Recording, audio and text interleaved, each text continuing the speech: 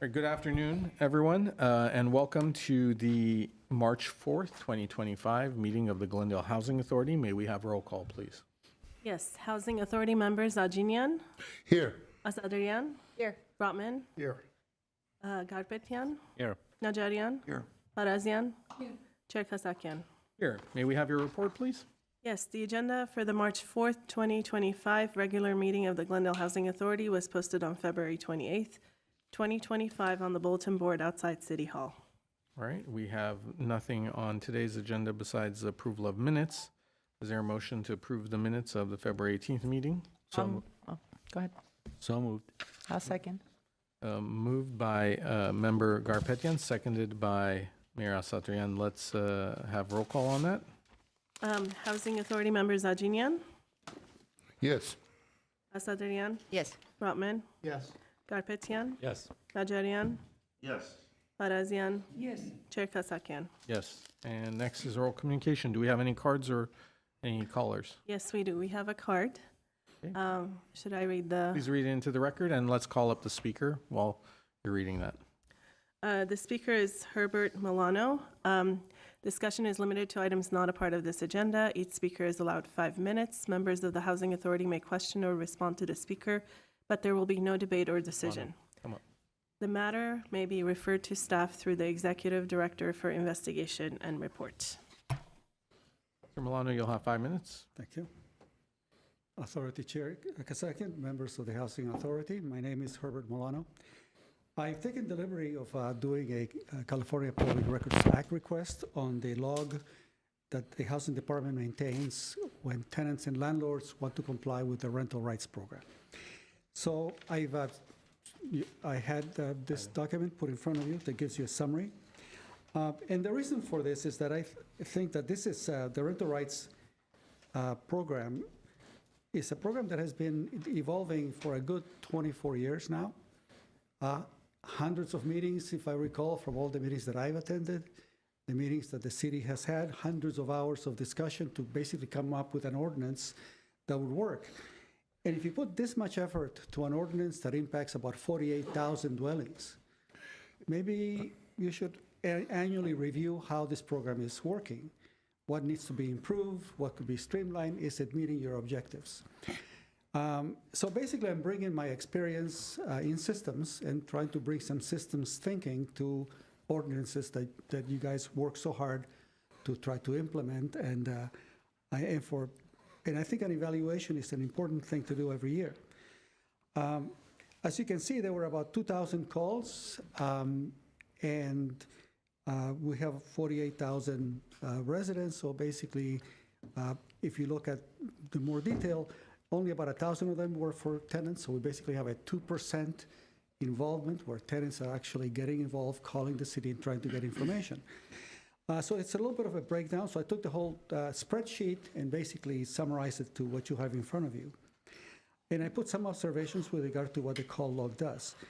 My objective here is not to criticize the housing department, but rather to bring to light that oftentimes we may not see things that we could improve. Because in my opinion, an ordinance that impacts that many people should be kind of like self-monitoring and self-executing, meaning that the tenant knows easily what their rights are and what the compensation is in case they need relocation assistance, or what the length of time there is that they need to basically relocate, that, and that the landlord knows.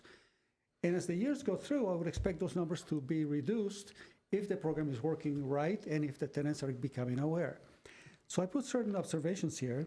But my questions are, were the goals accomplished by this ordinance?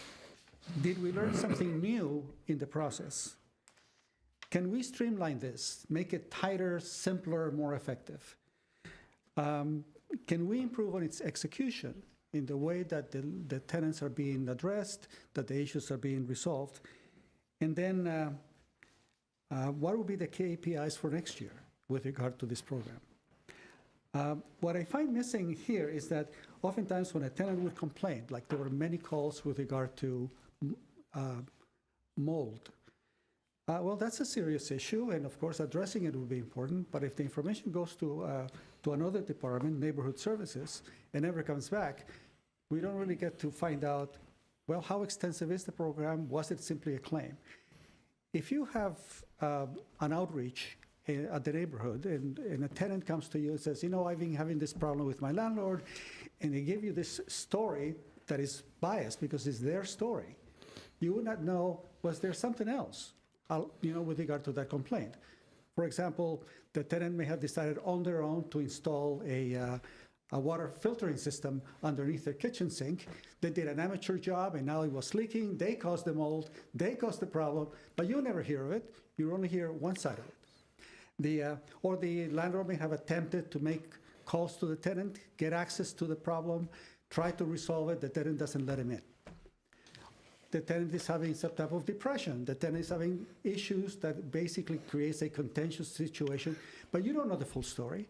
You only get one side of it. So by going back to this, figure out, well, are there really bad landlords out there? And if they are, how many are there? And this was a question that I asked 24 years ago when we were having these meetings.